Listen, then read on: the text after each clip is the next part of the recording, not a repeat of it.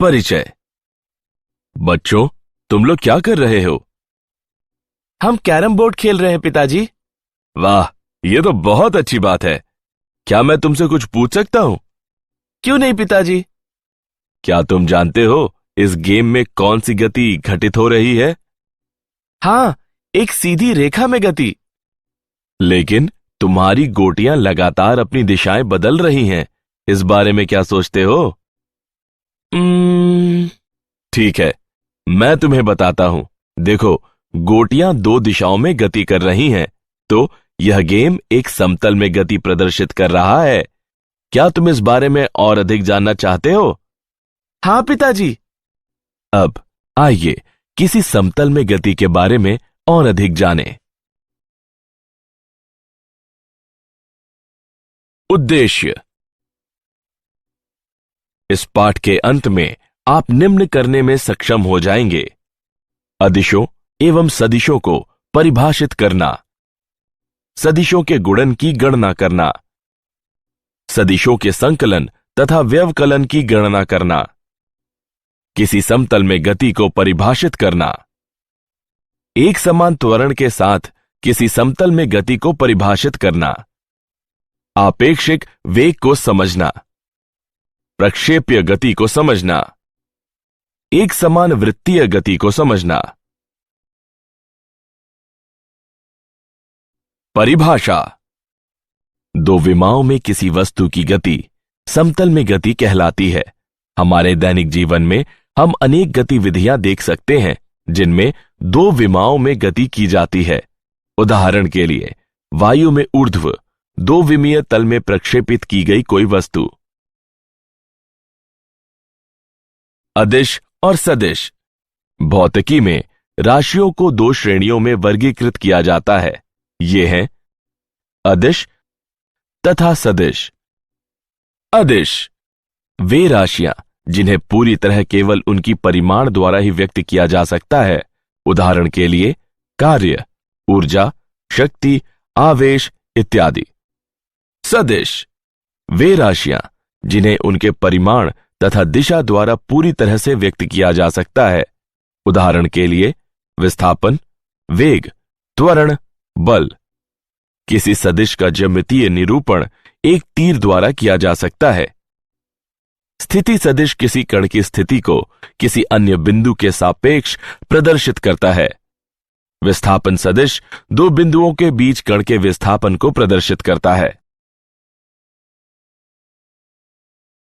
सदिशों का गुणन।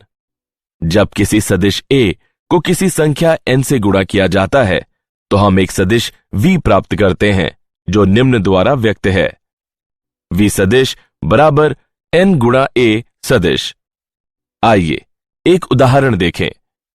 यदि सदिश a को 2 से गुणा किया जाता है तो परिणामी सदिश 2a सदिश a सदिश के समान दिशा में होता है और इसका परिणाम a सदिश से 2 गुना होता है। सदिशों का संकलन एवं व्यवकलन। सदिश का योग 3 नियमों की सहायता से किया जाता है। त्रिभुज नियम। सदिशों a और b का योग है r सदिश बराबर a सदिश धन b सदिश। समांतर चतुर्भुज का नियम। यदि दो सदिश किसी समांतर चतुर्भुज की दो आसन्न भुजाओं के परिमाण एवं दिशा द्वारा व्यक्त हैं तो उनके परिणाम उभयनिष्ठ कोने से गुजरते विकर्ण द्वारा व्यक्त होंगे। बहुभुज नियम। यदि किसी बिंदु पर कार्य करते सदिशों की संख्या एक बहुभुज की भुजाओं द्वारा प्रदर्शित चक्रीय क्रम में है तो विपरीत दिशा में बहुभुज की बंद भुजा उनके परिणाम प्रदर्शित करेगी। सदिशों का व्यवकलन। व्यवकलन की प्रक्रिया ऋणात्मक चिन्हों के साथ योग वाली प्रक्रिया के रूप में देखी जा सकती है। सदिशों का वियोजन।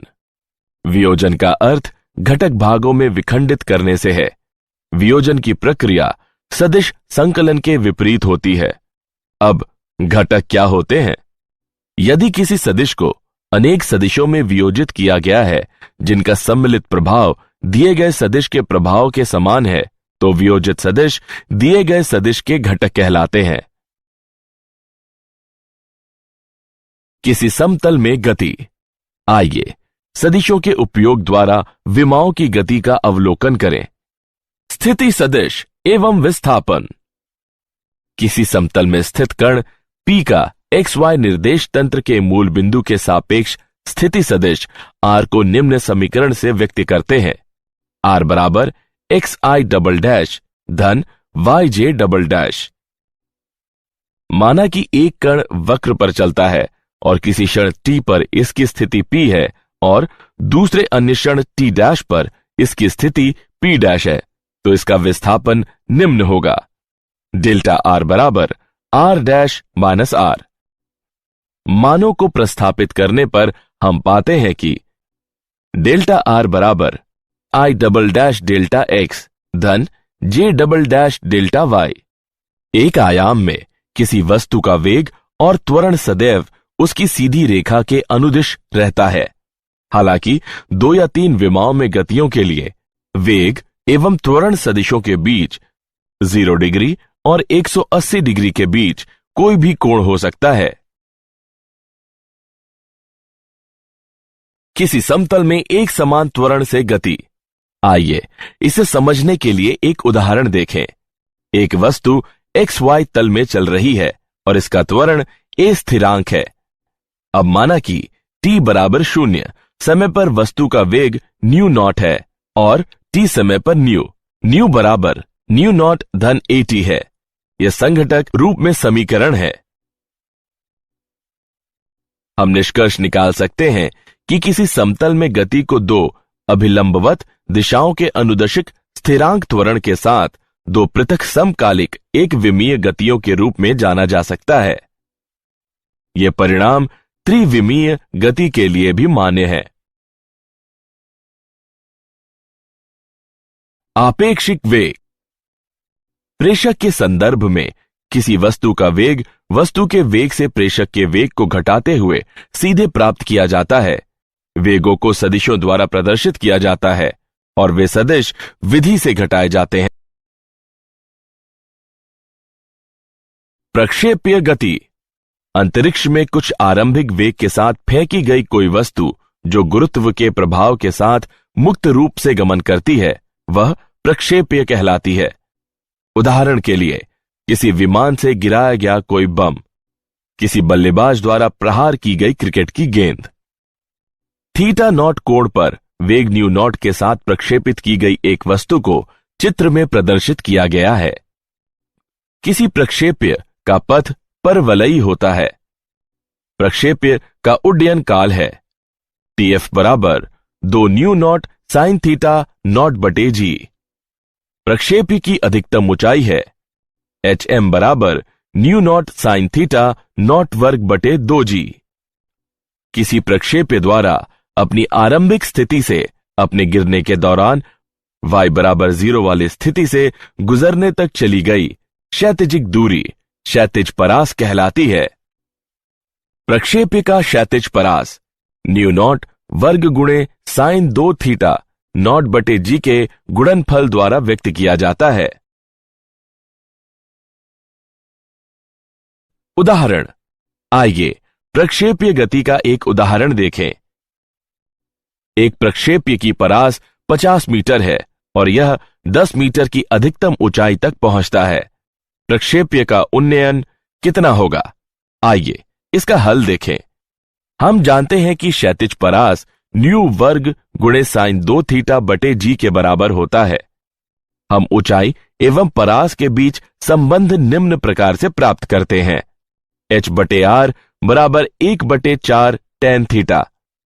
समीकरण की गणना करने पर हम पाते हैं कि थीटा का मान 38.66 डिग्री के बराबर है। एक समान वृत्तीय गति।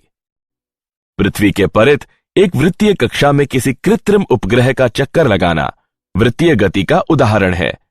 कण द्वारा वृत्त पर गोल गोल एक चक्कर पूरा करने में लिया गया समय कण का आवर्त काल कहलाता है। कण द्वारा 1 सेकंड में पूरे किए गए चक्रों की संख्या कण के परिक्रमण की आवृत्ति कहलाती है।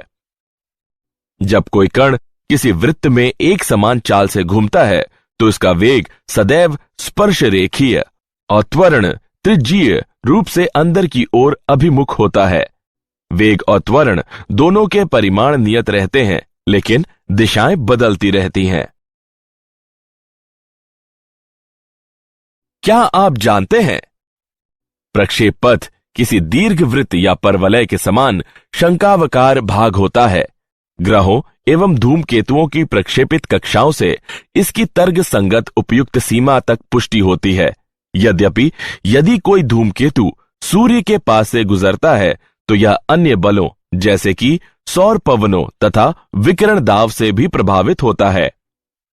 एक समान त्वरण के लिए शुद्ध गतिकीय समीकरण एक समान वृत्तीय गति पर लागू नहीं होते। वृत्तीय गति में किसी वस्तु का परिणामी त्वरण चाल अचर होने पर केंद्र की ओर अभिमुख होता है। सारांश। आइए हमने जो कुछ सीखा है उसे संक्षेप में दोहराएं। अदिश राशियां ऐसी राशियां हैं जिनमें केवल परिमाण होते हैं। सदिश राशियां ऐसी राशियां हैं जिनमें परिमाण और दिशा दोनों ही होते हैं। जब किसी सदिश को किसी संख्या जैसे कि n से गुणा किया जाता है तो हम एक सदिश v प्राप्त करते हैं, जो निम्न रूप में व्यक्त है: v सदिश बराबर n गुणे a सदिश। व्यवकलन की प्रक्रिया को ऋणात्मक चिन्ह के साथ संकलन के रूप में देखा जा सकता है। यदि किसी सदिश को अनेक सदिशों में वियोजित किया जाता है जिनका सम्मिलित प्रभाव दिए गए सदिश के प्रभाव के समान होता है, तो वियोजित सदिश दिए गए सदिश के घटक कहलाते हैं।